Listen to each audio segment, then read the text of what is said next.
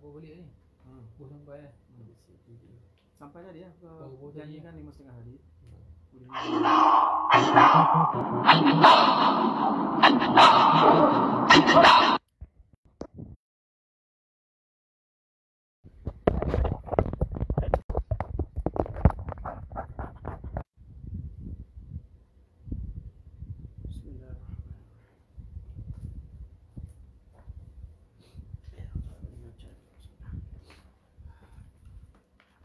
Bismillahirrahmanirrahim.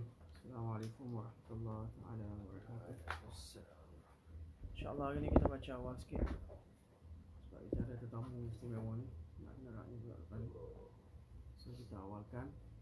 Tuan-tuan share dan tag nama kawan-kawan kita yang belum hadir, ambil link masuk ke dalam grup. InsyaAllah kita akan baca sambungan kitab Penawar Bagi Hati, muka surat Jawi ni pada muka surat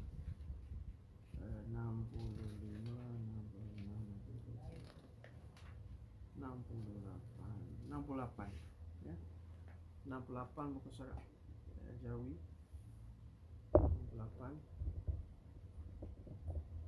muka surat 68 kitab Jawi, kitab Bumi saya tak tahu.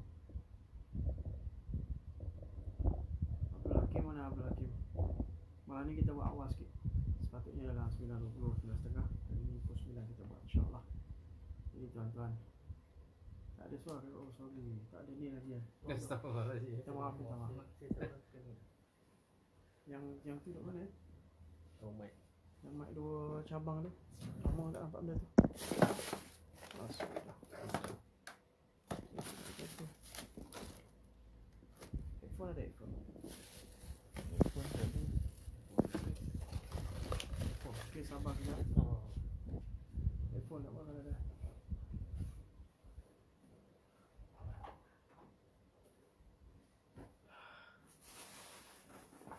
Headphone ramai. Kita orang pun tak sedar. Kan ni boleh? So nak pegang.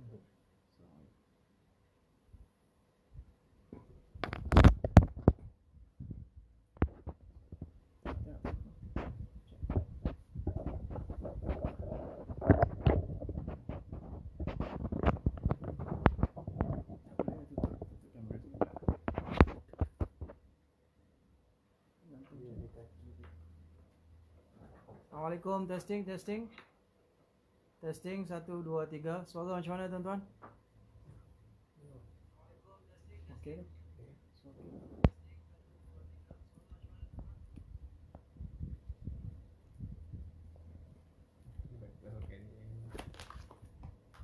Ini Banyak rumah Ustaz. ad hoc. Ada dalam kereta. Kereta balik. Ni tolong ditangkap ni. Suara-suara menangkap.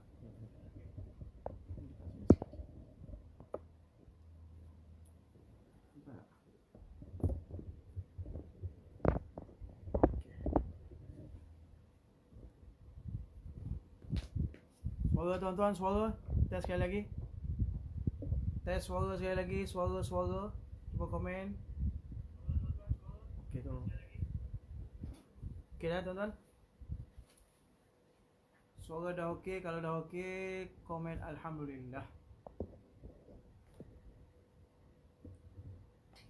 Alhamdulillah. Okey, jelas. Okey, muka surat 67, 68. Tak Jawi. Alhamdulillah wa kafa. Wa salamun ala ibadil ladina istafa. Amma ba'd. Fa'udzu billahi minasyaitonir rajim. Bismillahirrahmanirrahim. إنما يخشى الله من عباد العلماء سبحان ربك رب العزة عما يصفون وسلام على المرسلين والحمد لله رب العالمين اللهم صل على سيدنا محمد وعلى آل سيدنا محمد وبارك وسلم اللهم صل على سيدنا محمد وعلى آل سيدنا محمد وبارك وسلم اللهم صل على سيدنا محمد وعلى آل سيدنا محمد وبارك وسلم. Qala al-muallif rahimahullah ta'ala wa nafa'ana bi'ulum fid darain. Berkata penyusun kitab Syekh Abdul Qadir Al-Mandili, mudah Allah Ta'ala bagi manfaat kepada kita dengan perantaraan ilmu beliau. Bab yang kedua pada menyatakan khauf, artinya takut akan Allah Ta'ala. Baru ni kita dah habis tentang bab taubat. Jadi kita habis perbahasan sifat mazmumah, dah habis. Kemudian kita masuk pada bab mahmudah, bab sifat-sifat yang dipuji Allah Ta'ala, dimulai dengan pintu taubat. Jadi bab taubat kita dah habis. Misal kata seorang itu dah bertaubat pada Allah Ta'ala, sifat yang perlu dia pupuk dalam hati dia adalah khauf, takut akan Allah Ta'ala. Maka berkata penyusun, bab yang kedua pada menyatakan khauf artinya takut akan Allah Ta'ala. Ketahuilah olehmu, siapa? Kita semualah. Ketahuilah olehmu wahai penuntut ilmu, bahawasanya takut itu pedih hati dan sakit ia dengan sebab yang dibenci pada masa yang akan datang. Jadi dia ta'rifkan sakit. Apa maksud khauf, takut ni? Takut ini maknanya ada perasaan pedih dalam hati kita dan rasa sakit dalam hati kita dengan sebab yang dibenci pada masa akan datang. Ada perkara yang akan berlaku akan datang, jadi pedih hati dia, sakit hati dia. Contoh satu orang yang mana dia takut, kan? Dia pada bulan dia akan dibicarakan atas satu kesalahan, contoh, bicarakan di mahkamah, maka perasaan dia takut. Tahun Januari tahun depan ni saya akan bicara kes rasuah, contoh. Jadi pedih hati rasa, kan? Rasa pedih hati, rasa tension, rasa sakit hati dengan sebab yang dibenci pada masa akan datang. Apa yang dibenci tadi, contoh saya bagi tahu tadi, dibicara tentang apa-apa saja kes. Itu berarti takut. Dalam konteks kita takut ni pada Allah, kita takut pada hari kita berdiri di depan Allah Ta'ala. Harta kita ni, kata Aisyah, halaluha hisabun, haramuha azabun. Yang halal akan dihisab, yang haram akan diazab. Jadi kita takut satu hari kita akan berdiri di depan Allah Ta'ala, segala harta kita akan dihisab, kalau yang haram akan diazab. Jadi kita perasaan takut itu dikatakan khauf. Dan terkadang adalah takut itu kerana dosa. Kadang-kadang takut ni dia mari takut, Allah banyaknya dosa aku, ya Allah, tak terampun dosa aku banyaknya. Dia takut kerana dosa. Dan terkadang ada ia takut tadi kerana mengenal sifat Allah Ta'ala. Ini lebih hebat lagi.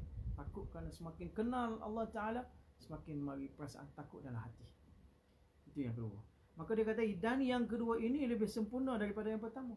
Takut kerana kita kenal sifat Allah Ta'ala itu lebih aula, sebut aula, ingat, lebih aula daripada takut yang pertama. Takut pertama apa? Takut dosa. Takut dah, hebat dah, bagus dah. Tapi takut kerana mengenal Allah Ta'ala ini lebih aula, lebih sempurna daripada yang pertama tadi. Mana takut pada level dia juga. Satu takut daripada dosa, satu takut kerana kenal Allah Ta'ala tu siapa. Sekali Allah pegang kita, naik kita. Maka kerana itu kita takut.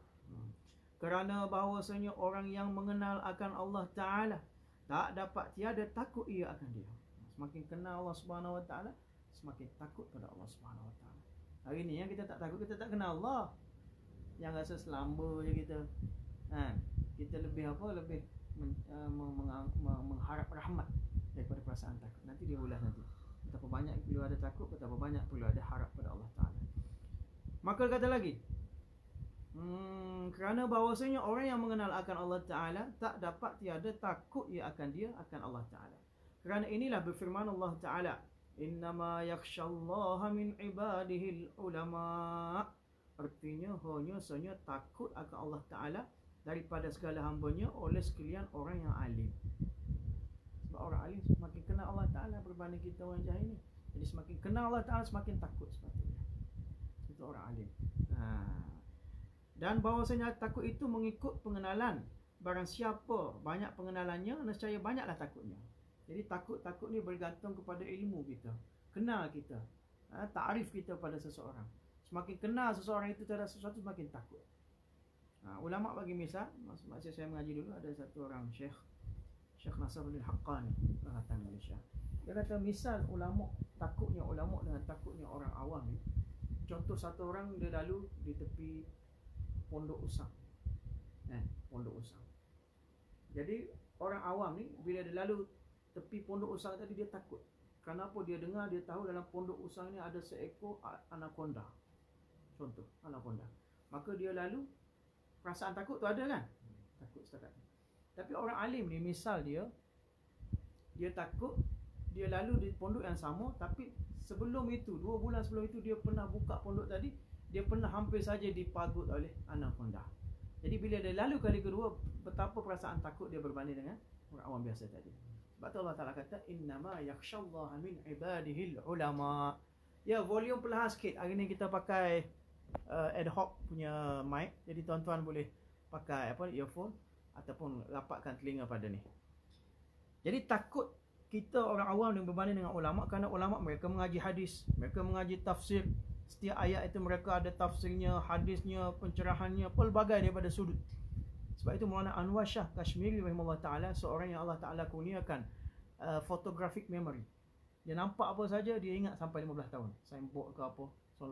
Contohnya signboard nasi Arab lidah Melayu contoh. 15 tahun dia akan ingat. Tapi kalau dia hafal betul-betul apa saja yang dia nak hafal, sampai mati dia akan ingat. Jadi Maulana Anwar Shah Kashmiri ni, bila dia tak boleh hafal Al-Quran, walaupun dia alim, dia tidak hafiz. Kenapa? Bila dia nak hafal Al-Quran, dia balik muka surat pertama, maka akan datang dalam setiap ayat tadi dia punya tafsir macam mana, hadis sahihnya macam mana, dari segi mantik, mana falsafah, semua cabang-cabang ilmu mari, sehingga dia mengganggu, tak boleh dia nak hafal. Bukan kerana dia malas nak hafal.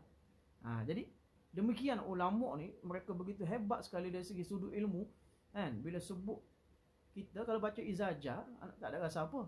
Tapi Abu Bakar menangis bila baca Izajah. Kenapa? Bergantung pada pengenalan satu orang itu terhadap Allah Subhanahu Wa Taala. Sebab tu Allah Taala kata, innama yakhshallaha min ibadil ulama. Hanya sahaja orang yang takut pada Allah daripada kalangan kami adalah di kalangan ulama. Ayat ini ada setengah orang dia tak faham, dia kata nak orang yang takut itulah sebenarnya ulama. Dia kira waktu pula. Maknanya dia kata ulama alim itu bergantung kepada takut. Sejauh mana orang itu takut pada sejauh itu dia alim. Ayat ini bukan nak bagi tahu sejauh mana takut, sejauh mana alim. Ayat ini nak bagi tahu, kalaulah ada di kalangan hamba aku yang takut pada Allah, nescaya mereka min ibadihin, daripada kalangan hamba aku yang bernama ulama. Itu nak kita bukan kata kalau gitu tak payah mengaji madrasah lah. Takut, dia ni takwa tinggi, dia ni ulama. Tapi taklah kita kata kita tak nafi jugalah. Ulama yang paling alim sekali adalah ulama yang paling yakhsha, takut pada Allah Subhanahu Wa Taala. Okay, kita pergi lagi. One step. Artinya hanya takut akan Allah Ta'ala daripada segala hambanya oleh sekalian orang alim. Dan bahawasanya takut itu mengikut pengenalan. Barang siapa banyak pengenalan, nescaya banyak takutnya kepada Allah Ta'ala. Bergantung pada pengenalan kita.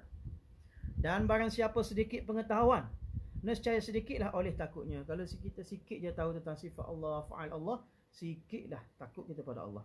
Kerana inilah bersabda Nabi SAW, ana akhwafukum lillahi ta'ala. Nabi kata apa?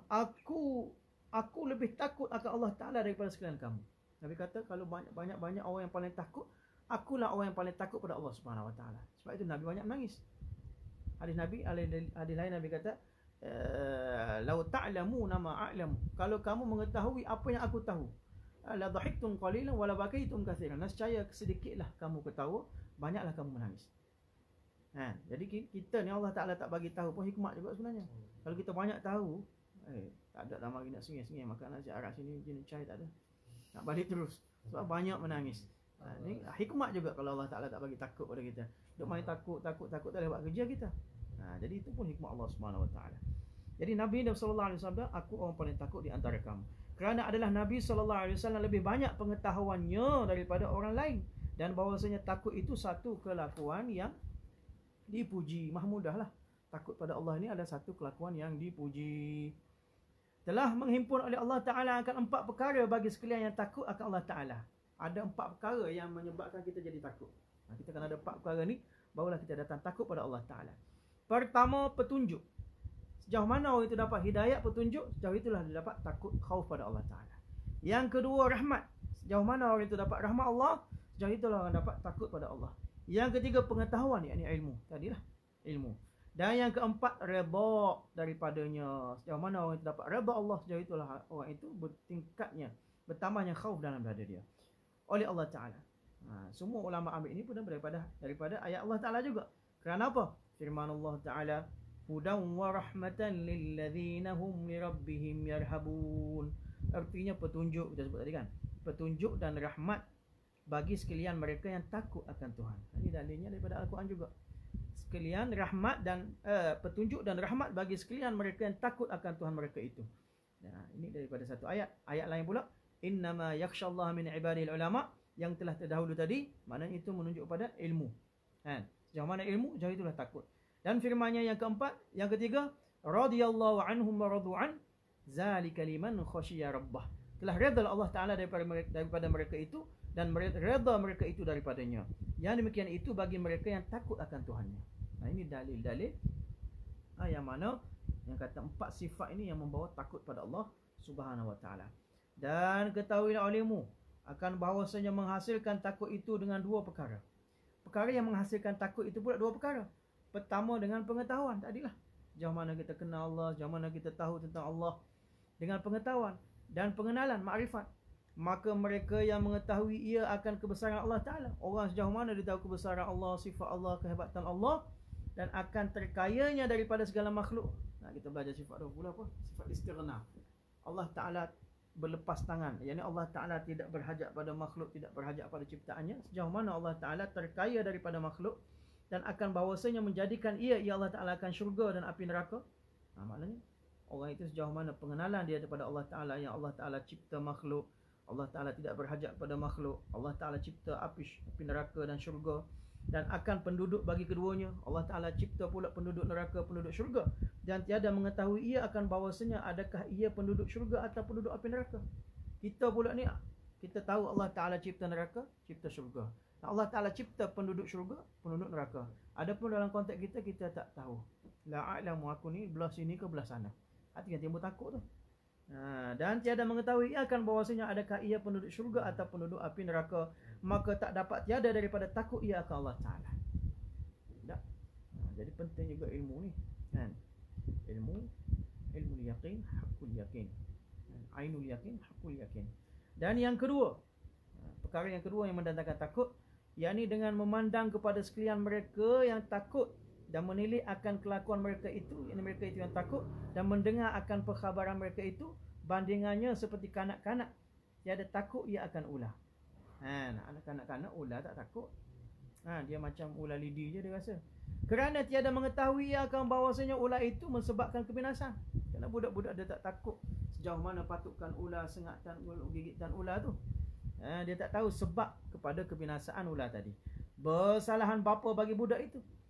Kalau anak bapa ayah budak itu takut ia akan ular itu, kerana mengenal ia dan mengetahui ia bapa tadi akan mudarat dengan sebab dipatut tadi. Ayah tadi tahu kan, sekali sengat tak sempat pergi hospital, itu ular. Tetapi apabila melihat kanak-kanak itu akan ayahnya takut akan ular dan lari daripadanya. Jadi anak tadi bila tengok ayah lari tempiaran, anak pun lari juga. Tapi lari anak dengan lari ayah, konteks takut ayah lebih takut. Anak tadi lari kerana ayah lari saja. Dan lari daripadanya. Dan gementar badannya ayah tadi kerana melihat ular itu. Nescaya mengikut akan ayahnya pada ketakutan. Jadi anak tadi turut lari kerana tengok ayah lari. Dan merasa ia dalam hatinya akan takut. Anak pun turut takut juga. Tapi bandingan takut tadi tak sama dengan takut ayah. Sekalipun tiada ada yang mengetahui akan sifat ular. Walaupun anak tadi dia tak tahu pun sifat ular boleh patut sehingga binasa. Cuma dia takut kerana ayah dia lari. Ayah dia lari takut, dia pun takut juga. Jadi peratusan takut dia tak sama dengan peratusan takut ayah dia.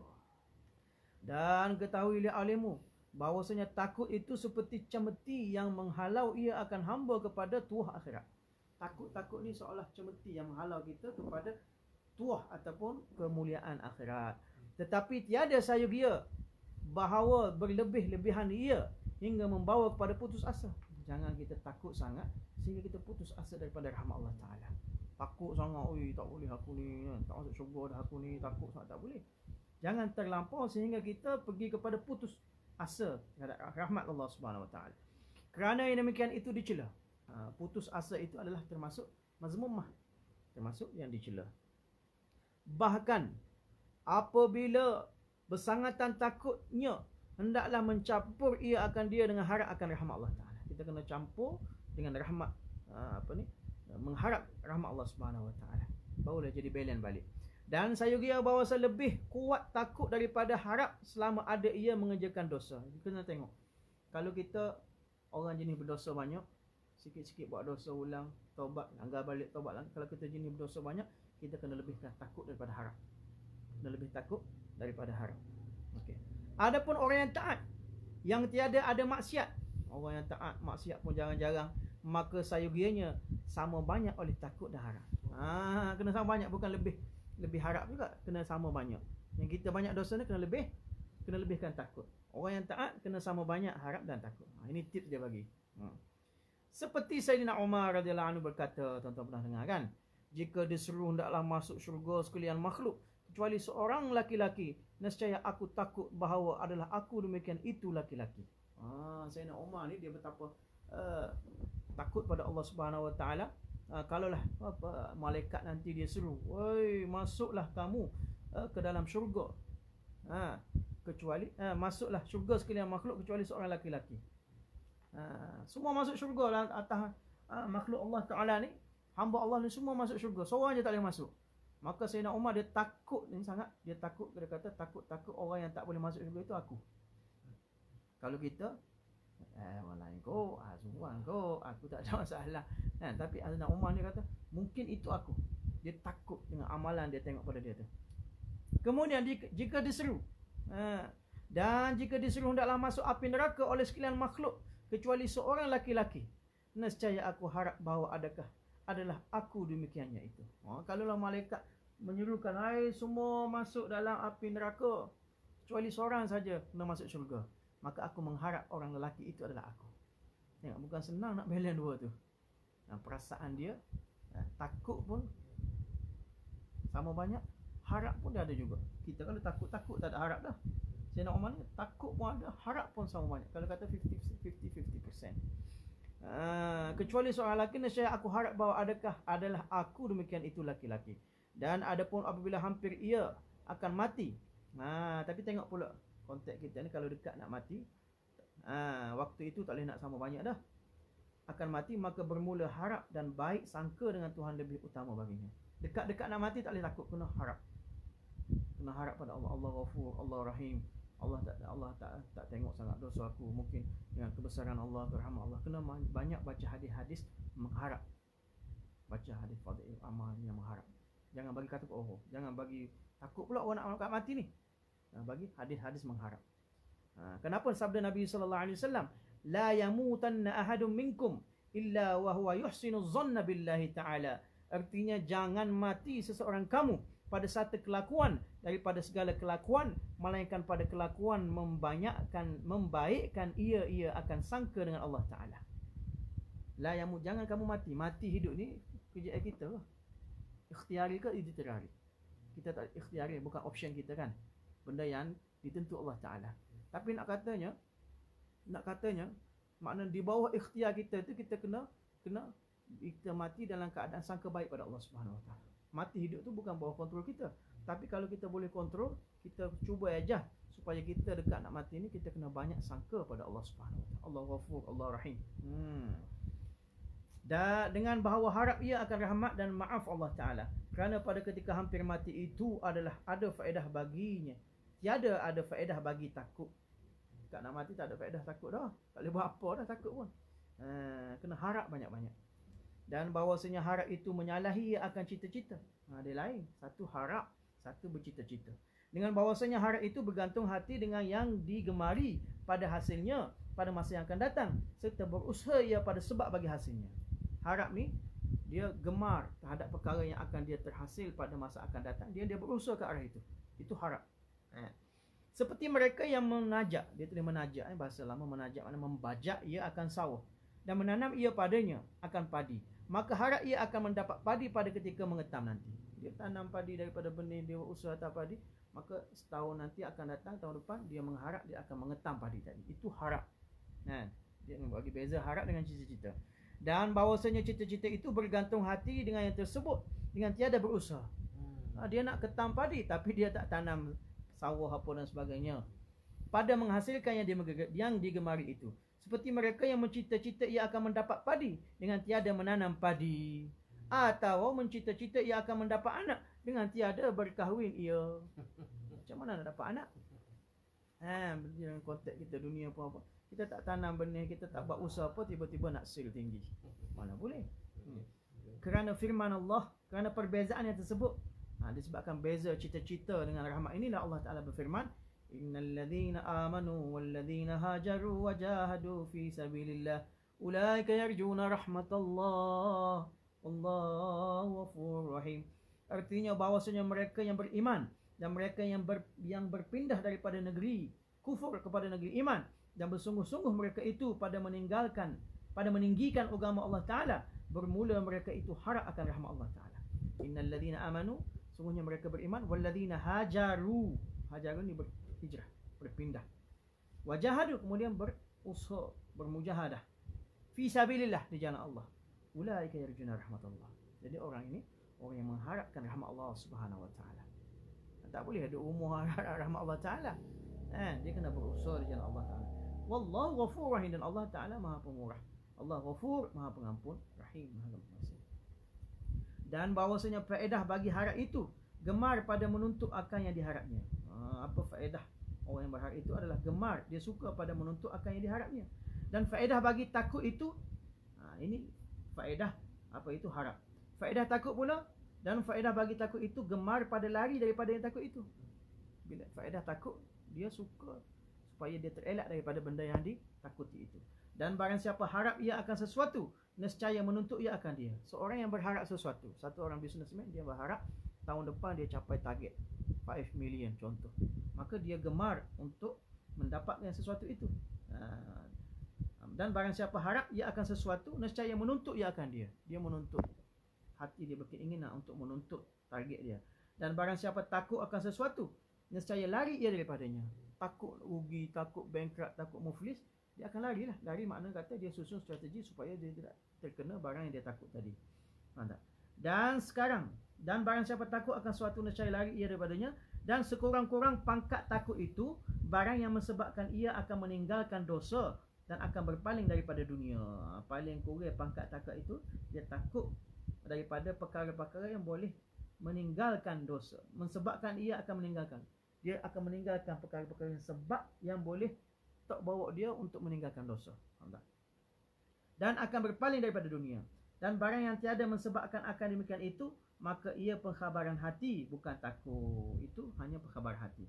Bahkan bermula takut itu apabila sempurna ia, nescaya menyebabkan ia akan zuhud daripada dunia. Bila mari perasaan takut, khauf pada Allah Subhanahu Wa Taala, maka dia akan tumbuh lagi satu sifat mahmudah yang disebut zuhud daripada dunia. Faham tak? Maka sekarang menyebut hamba akan zuhud, maka penyusun kita kata sekarang aku nak ulah pasal zuhud pula, dan maknanya wallahu alam. Kita akan masuk pada pengajian yang akan datang bab yang ketiga pada menyatakan zuhud. Jadi maklum kepada kita, dia mari taubat dulu, perasaan bertaubat pada Allah Taala daripada dosa dan maksiat. Daripada taubat tadi baru timbul khauf, takut. Daripada takut baru timbul zuhud. Seorang yang tak ada khauf, tak ada takut, tiba-tiba dia kata zuhud. Zuhud itu adalah zuhud fake, palsu. Pakai baju bertampung-tamping, bercompang-comping, pakai baju macam Tok Fakir, tak minta pada orang, tapi pakaiannya itu menjemput, seolah-olah mari tolong aku, mari bantu aku. Kemudian dia mendakwa nahnu minal mutawakkilin, kami daripada golongan tawakal pada Allah Taala. Maka tawakal yang fake juga. Allah Taala jauhkan kita. Kenapa nak datang zuhud? Dia datang khauf dulu pada Allah Subhanahu Wa Taala. Bila takut pada Allah Taala, zuhud ni bukan pada pakaian, bukan pada percakapan, bukan pada perbuatan. Zuhud punah dalam hati. Takut pada Allah akan menimbulkan benih zuhud pada Allah Subhanahu Wa Taala. Apa itu zuhud? Kita akan sambung pada pengajian akan datang 2 hari lagi insya-Allah kalau tak akan melintang. Mudah-mudahan Allah Taala kurniakan kepada kita taubat dengan sebenar-benar taubat, taubatan nasuha. Allah kurniakan kepada kita seluruh umat khauf, takut pada Allah Subhanahu Wa Taala, sebenar-benar takut. Innama yakhshallah min ibadil ulama. Wa akhiru da'wana alhamdulillahi rabbil alamin wallahu a'lam wa ilmuhu at-tafsir. Bismillahirrahmanirrahim. Allahumma inna nas'aluka rabbana. Allahumma inna nas'aluka. Allahumma nawwir qulubana bi'ilmik, ista'mil abdanana bi ta'atik. اللهم مغفرتك أوسع من ذنوبنا ورحمتك أرجى عندنا من أعمالنا. اللهم فقهنا في الدين وعلم التأويل واهدنا إلى سواء السبيل. رب زدنا علما وارزقنا فهما. ربنا آتنا في الدنيا حسنة وفي الآخرة حسنة وقنا عذاب النار. سبحان ربك رب العزة عما يصفون. سلام على المرسلين والحمد لله رب العالمين. جزاكم الله tuan-tuan yang bersama kita. Kita sambung lagi insya-Allah pada pengajian akan datang. Assalamualaikum warahmatullahi wabarakatuh.